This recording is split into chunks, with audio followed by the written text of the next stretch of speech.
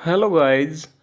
आज हम पढ़ने वाले हैं क्लास 7th एनसीईआरटी एसएसटी के चैप्टर नंबर 3 का जो लास्ट लेक्चर रहेगा। ये आपके होमवर्क से रिलेटेड रहेगा। बहुत ही अच्छा चैप्टर हमने पढ़ा। चैप्टर का टाइटल था वाटर, जल। और जिसकी जो इनिशियल जो लाइन थी, शुरुआती जो लाइन थी, बहुत अच्छी थी कि रहीमन पानी राखिए बिन पानी सब सून, पानी गए न उबरे मोती मानस चून। तो पानी को बेटा इस चैप्टर के एंड ऑफ आपको ये एक ओथ लेनी, एक संकल्प लेना है कि आपको पानी को बचाना ही होगा। क्यों? क्योंकि मैंने बार बार कहता हूँ कि आप पानी बना नहीं सकते, आप पानी केवल बचा ही सकते हैं। तो आपको पानी को बचाना होगा। ये अदरवाइज फ्यूचर के अंदर बहुत बड़ी प्रॉब्लम्स हमें फेस करनी पड़ेंगी।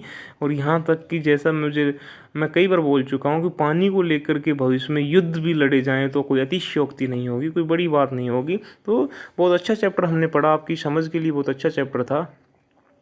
तो आप इसको चैप्टर को देखें क्या कहता है आगे।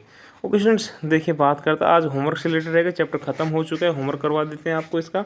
सबसे पहले देखें इसकी ग्लोसरी चेक करते हैं। ग्लोसरी में हम क्या देखते हैं, शब्दावली में देखें जो कुछ हार्ड वर्ड्स थे जो ड्यूरिंग द चैप्टर आपको देखने को मिले, जिसमें सिविलाइजेशन है। सबसे पहले सभ्यता। सभ्यता का क्या होता है, किसको बोला जाता है? अगर इसको हम वन लाइन में बोलें तो permanent habitation of people and their culture. कहता है लोगों की स्थायी बसावट और उनकी संस्कृति। Permanent habitation of the people and their culture, लोगों की जो स्थायी बसावट है और उनकी जो संस्कृति है उसको सभ्यता बोला जाता है। आप अपने घर की सभ्यता देख लीजिए, काफ़ी बार आपको अपने जो पेरेंट्स से बोलते हैं कि सभ्यता में रहा करो, तो मतलब आपकी जो संस्कृति विशेष तौर पर आपका जो बोलचाल, रहन सहन, वो सारी चीज़ इसमें शामिल की। ओके स्टूडेंट्स, अब देखें नेक्स्ट क्या है।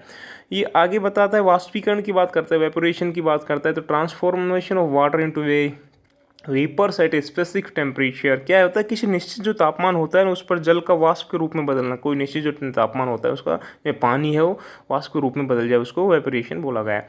आगे हम बात करें इसकी बात करते हैं हम, तो आता है ट्रांसफरेशन की, वाष्पोत्सर्जन की बात करते हैं। किसकी बात करते हैं? वाष्पोत्सर्जन की। तो इसमें release the water through vapours by plants. इसमें क्या होता है, जो प्लांट्स होते हैं, पौधे या वनस्पति होते हैं, उनके द्वारा जल का वाष्प रूप में छोड़ना होता है, उसको बोला जाता है। ह्यूमिडिटी मॉइस्चर्स की बात करें हम, तो देखो आर्द्रता या नमी की बात करते हैं, तो उसमें atmospheric quantity of water in the forms of vapours. इसमें क्या बताता है, वायुमंडल में वाष्प के रूप में जल की जो मात्रा होती है ना वायुमंडल के अंदर, उसमें वाष्प के रूप में जल की जो मात्रा आप देखें अभी, आप जो रेनी सीजन चल रहा है इसमें आप देखें काफ़ी ह्यूमिडिटी फील करते होंगे, चिपचिपा सा मौसम बन जाता है। या आप जैसे एक एग्जांपल है कि आप कूलर के सामने बैठते हैं, तो कूलर के सामने बैठने से आपके जो बॉडी थोड़ा सा ह्यूमिडिटी फील करेगा, आपको पानी, हवा के अंदर पानी की कुछ बूंदें महसूस होंगी, तो वो क्या होती है, ह्यूमिडिटी या मॉइस्चर होता है। कंडेंसेशन की बात करते हैं नेक्स्ट, जो कंडेंसेशन इसकी बात करें तो कंडेंसेशन संघनन को बोला जाता है। इसमें क्या होता है कि जो when the atmospheric water vapours again take the water safe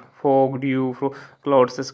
तो क्या कहता है कि वायुमंडल में जल वाष्प का पुनः जल के रूप में विभिन्न रूपों में, जैसे मान लो ओस हुआ, तुषार हुआ, कोहरा बादल, इनमें बदलना ही क्या कहलाता है, कंडेंसेशन। तो इससे संघनन कहा जाता है। ठीक है। वेस्ट की बात करें, अपशिष्ट की बात करें, तो कहता है यूजलेस एंड स्टिंकली मटेरियल। यूजलेस व्यर्थ बेकार, और स्टिंकली मीन्स भी बेकार ही होता है। तो ये वे पदार्थ जो बेकार, ये व्यर्थ होते हैं, उनको बोला जाता है। ओके स्टूडेंट्स, आगे बढ़ते तो देखिए आगे क्या कहता है। आगे चलते हैं। आगे आता है इसकी जो चूज द करेक्ट ऑप्शंस की बात करें, सबसे पहले आता है आपसे यही क्वेश्चन पूछा जाता है कि when water day is celebrated. तो आपको बताएगा था जल दिवस कब मनाया जाता है। जल दिवस मनाया जाता है 22 मार्च को, 22 मार्च को जल दिवस मनाया जाता है आपका। और आगे Van lake is situated within which country. Van जो झील है, जो सबसे खारी झील बताई गई थी, वो कौन से टर्की के अंदर। ओके, बिल्कुल क्लियर, किसी बच्चे की वो क्वेश्चन फिल भी कर रखे हैं।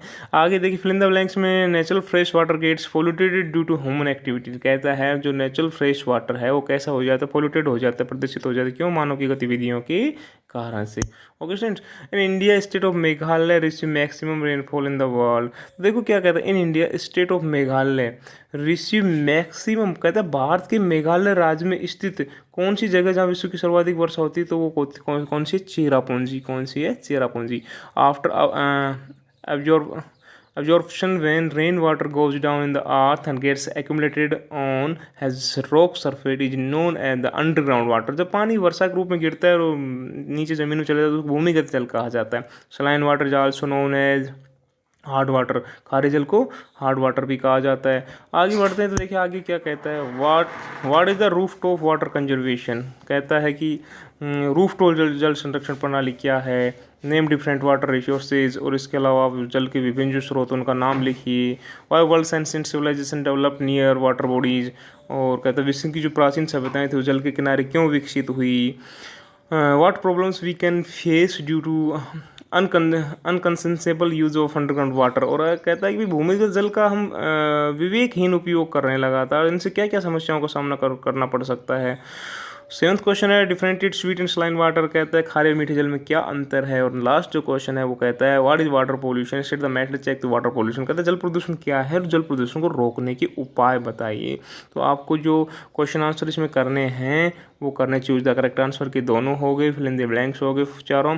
और इसमें 3rd क्वेश्चन मेन है आपके लिए, और इसके अलावा आपके लिए क्वेश्चन नंबर 5 मेन है, इसके अलावा आपके लिए क्वेश्चन नंबर 7 और 8 मेन है। ये आपको होमवर्क में करने हैं। ओके स्टूडेंट्स, होमवर्क करने के बाद आप व्हाट्सएप उनको सेंड करें।